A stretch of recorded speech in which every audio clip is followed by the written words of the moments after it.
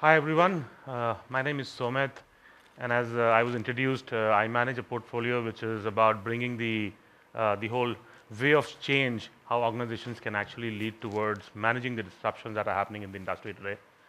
And I belong to that fraternity which is the most loved one and also the most hated one in the world.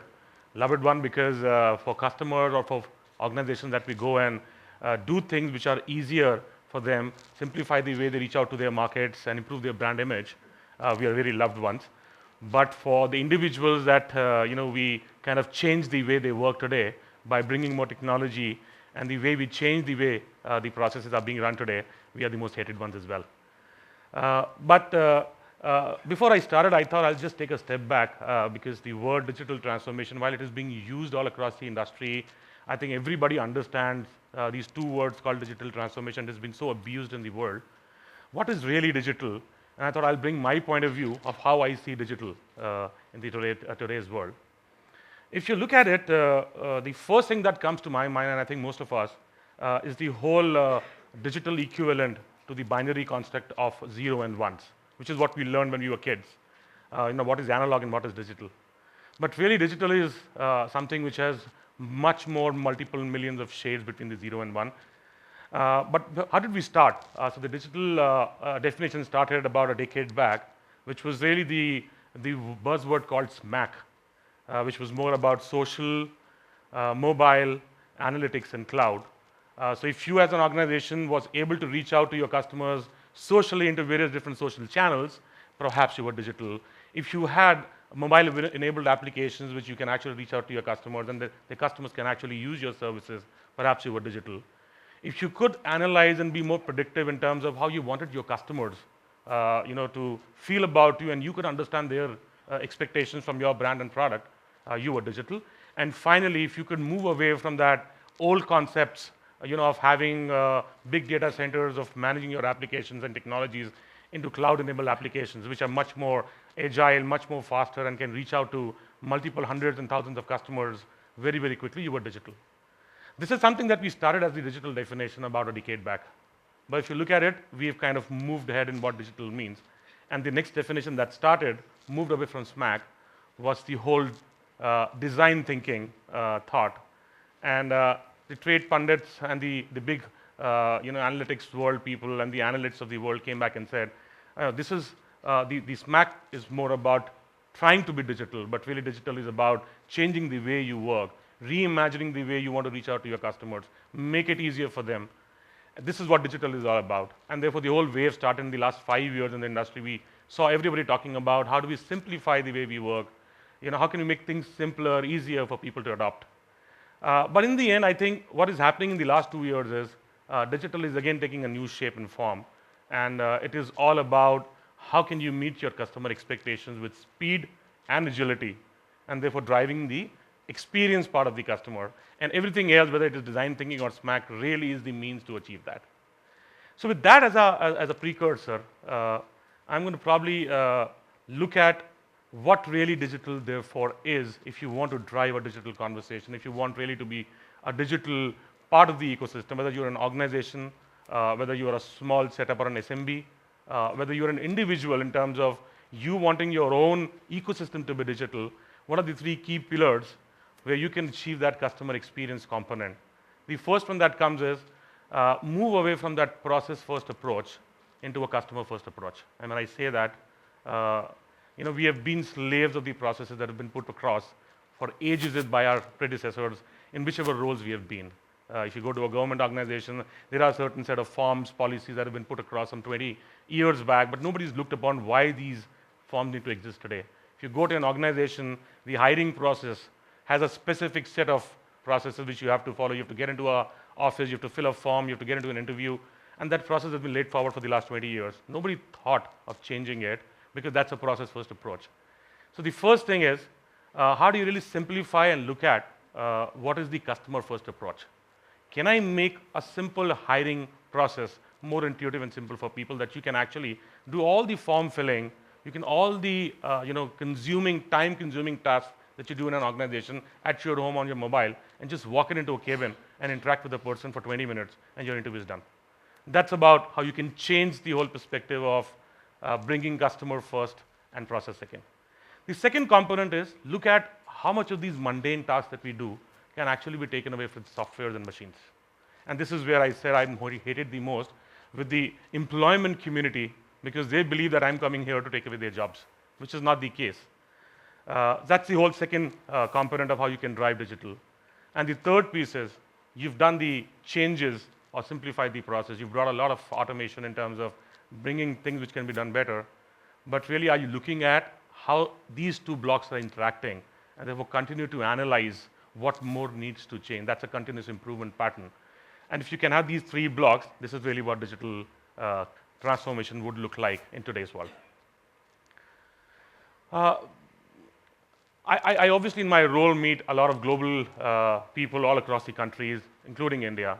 And all these CXOs continue to ask me, one question, which is, automation in the industry as a concept has been there for the last 15 years. AI, perhaps, we've been listening as a concept for the last 10 years. We've seen this word digital transformation being heard for the last good 6-7 years now. But why is that in the last 18 months, most CXOs really want to go after a concept called artificial intelligence or machine learning? If you look at it everywhere, everybody's talking about artificial intelligence and machine learning. And I thought, let me talk about the 5 core disruptions that are happening in the market, which we all have in some shape and form imbibed, and then relate to why everybody wants to go after artificial intelligence. So the first one is the whole digital disruptions that have happened over the period of last 1 decade. So an insurance company, for example, a decade and a half back, all of us would buy an insurance. It could be a life or a product insurance. And we would either go to a branch office or somebody like an agent would come to our home. There's going to be a process. You would fill certain forms, sign it, give certain documents along with it. You will wait for that insurance policy to get kicked. It'll take probably 3 or 4 days to get an intimation by your agent or the branch that you've got the insurance policy, and the document of that will probably come after 30 days or 35 days to your home, confirming that you've got your insurance from that back date. But what has changed now, all of us here, we can actually get ourselves insured by probably clicking 10 buttons on a mobile app today. You don't have to fill anything. There is no agent requirement. Agents are actually going after you, and you don't want to work with the agents because everything is made so easily available to you. That is really the digital disruptions that are happening in the market all across the industries. To do that, you need a lot of automation and AI in the back end because now you have the control to fill those forms, but the systems in the back end should be able to quickly pick up that and give that service to you in a matter of seconds. The second thing is the whole concept of moving from proprietary softwares to open source. And some of the tech guys here may be able to understand it very quickly, but I'll simplify it. The open source concept started in 1998, about 21 years back, where organizations started coming back by saying that the larger software organizations are charging too heavy a sum for the licensing model. Therefore, we should come out with some smaller softwares which are free for people to use so that people can innovate more. And with that concept, we now see more than 1 million open source softwares and algorithms available in the market for any one of us to download in our homes, on our PCs, and we can build a product. It's as simple as that. So with that in mind, when you interact with so many open source softwares, with data being the biggest thing, you need automation and AI to connect dots to make your product run faster. The third thing is the whole cloud enablement, and we've heard that word cloud again, like digital, very abused word over the last 1 decade.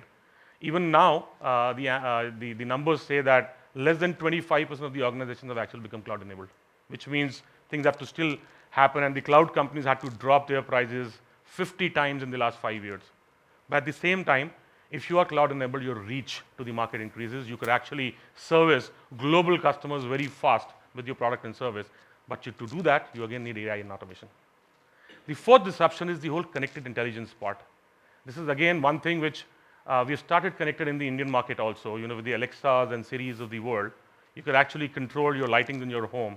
You can actually control the speed of your air conditioning, the temperature of the refrigerator, and so on and so forth. In one of the analyst interactions that I heard was that by end of this year, globally we would have about 20 billion connected devices.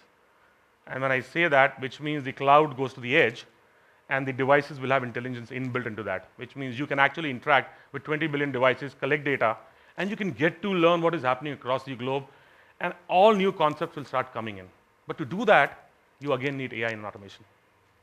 And finally, the whole agile way, the fifth disruption, which is where everybody wants to run things faster in a shorter sprint, test and launch. Whether it's a product, a service, or anything, even education institutions now running courses are becoming agile. They are not anymore 30 pages chapters. You have 3 pages chapters, smaller bites for people to understand and imbibe quickly. And with that part, because you have to break things into smaller patterns, but they have to be interconnected, you again need automation and AI in the background.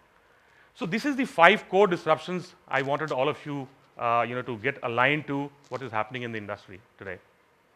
But really, what is the future of digital adoption? I've spoken about the digital disruptions here, which is continue to happen and the adoption has to increase. We just spoke quickly about the process simplification. I'll give you one more example on that front. I bought a new SIM card for my son who just turned 14 last week.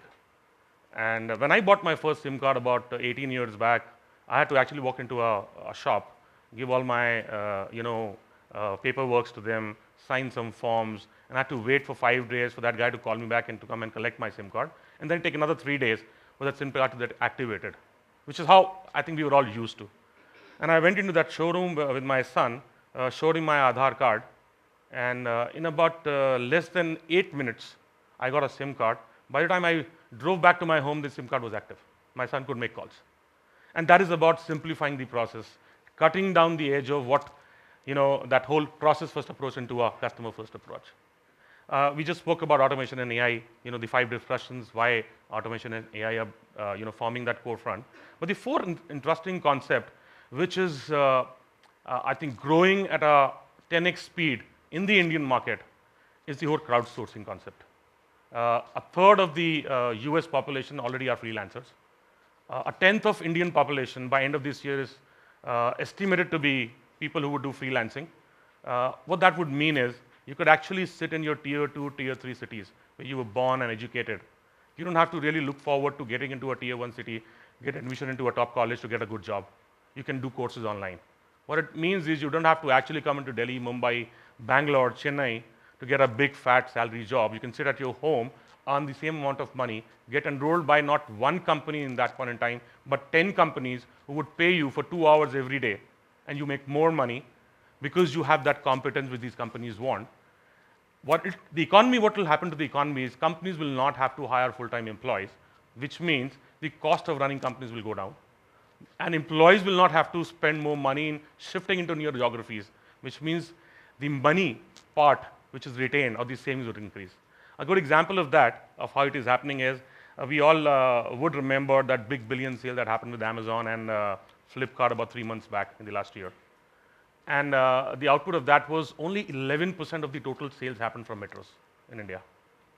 89% of these sales happened in tier 2 and tier 3 cities, which clearly shows the intent that this crowdsourcing concept right now has started picking up in India. It's going to become the biggest thing going forward.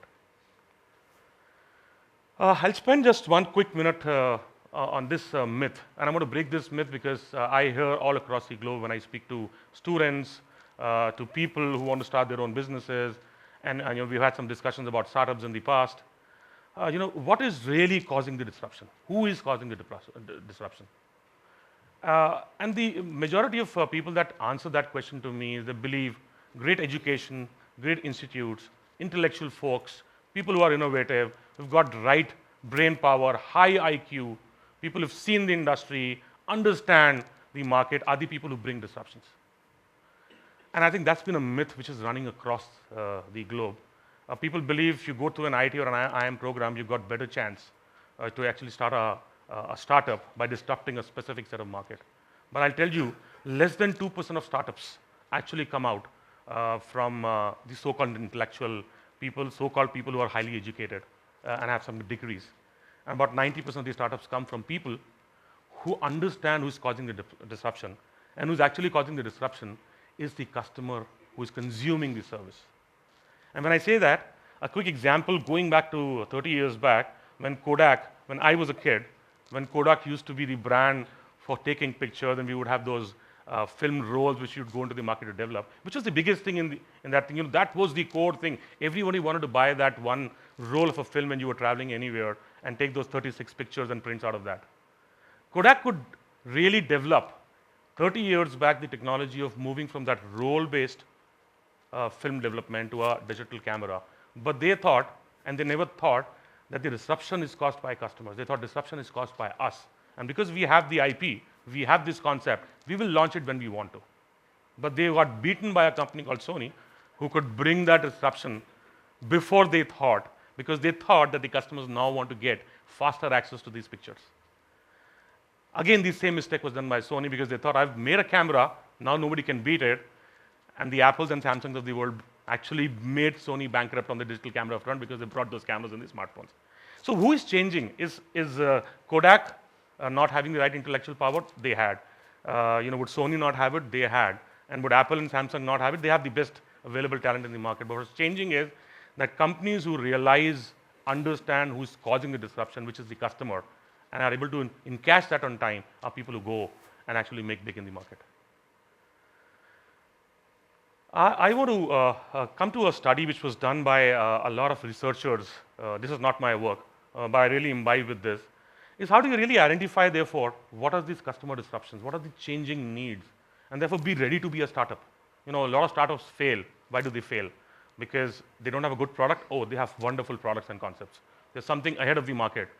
But they fail largely because they've launched something which the market is not ready to accept. They're probably ahead of the curve. The customer expectation is not reached that level, so they don't get those big returns from the market. So this research says that there are 7 attributes for any customer like you and me, where 97% of the spend from a customer happens, which is what you eat, where do you live, how do you educate yourself, how do you heal yourself, how do you entertain yourself, what do you wear, and how do you travel. All customers globally spend 95 to 97% of their spend money into these 7 categories. And the researchers said, if you could track these 7 categories and see the change in the spend in these categories, you can perhaps catch that coming disruption from a customer expectation much faster than anybody else. Take an example of Uber Eats or Swiggy or Zomato. Zomato launched their brand in 2006. It was not a good successful brand at that point in time. Nobody wanted to imbibe that. They're perhaps a little earlier than the customer expectation change. But then they picked up in mid, teens, about 2012, 13, they started picking up. Why? Because the customers started thinking that if I have to buy a product and when I'm ordering a food, I would only order on a phone call to a nearby restaurant which I have seen, I know, and I understand the quality. I did not have the choices to make except for those 2 or 3 restaurants.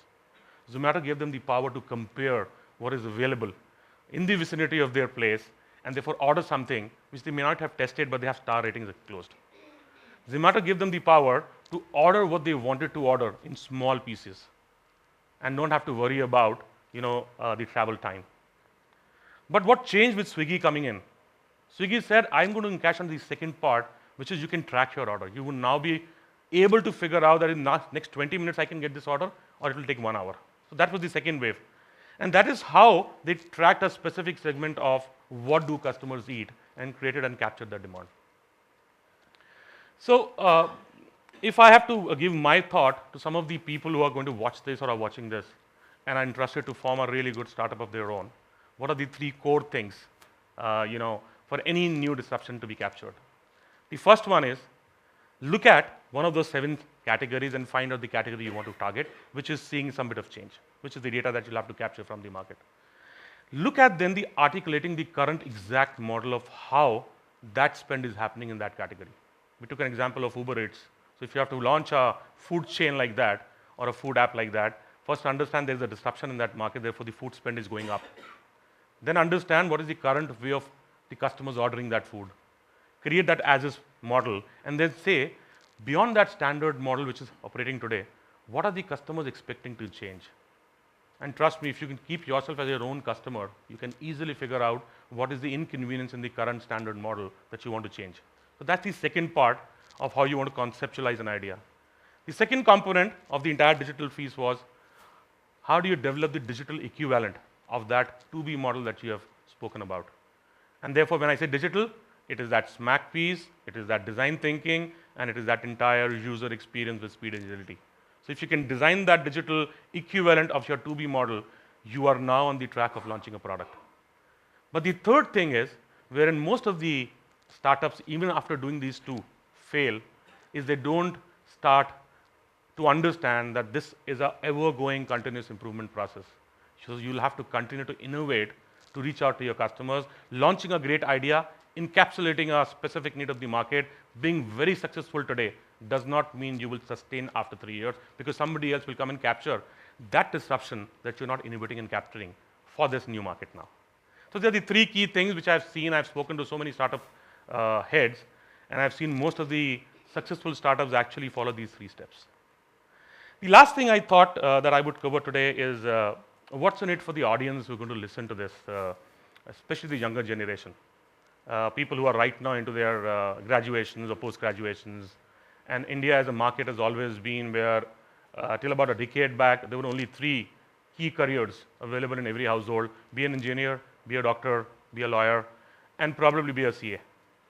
But in the last 1 decade at least, I have seen Indian market opening up. There are at least some 20 careers now. People are okay to go into sociology. People are okay to go into food industries, and so on and so forth.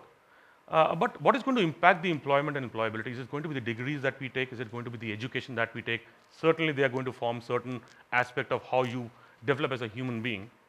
But with the ever-changing industry patterns, technology really disrupting everything, the most important 3 things that I believe are going to change the employment and employability is not your degree, is not your education alone, but the 3 things of how creative you are, how can you imbibe the abstract and the change, so therefore open to work with abstract ideas and abstract things, and finally, look at how do you really look at unknown management part where you don't know anything which is going to happen, but can still manage it with the same head. And I think the other thing that will happen because of this need is that education industry all across India is going to really transform themselves. I see some of these already doing it, but I still see a lot of gap between how colleges are today offering education, because it is still a very structured curriculum. That curriculum doesn't change. The way it has been imparted today, it is still very, very structured. And we kill the creativity. I'm yet to see an engineer who stands up and says, hey, I've learned my engineering degree creatively. It's only about the content that you read and the exams that you give. So I think what will change in the industry very quickly over the next few years is that we would start probably hiring more people with sociology degrees, arts degrees, history, than engineers, because these are people who have time to be creative. And they can think these 3 things much better than the current engineers that we are generating in the industry, because they're very focused on a specific part, which is technology. The second piece and the last piece that I want to focus is the whole human and machine continuum, which is again the big question mark. People say, I'm going to lose jobs.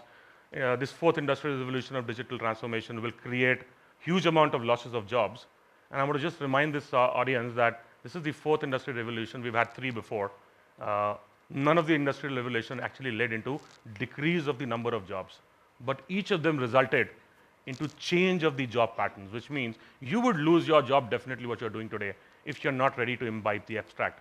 But you will create at least 2x more jobs if you're able to be more creative and imbibe to these new changes. Thank you so much. I thought it was something that I could impart from my experience.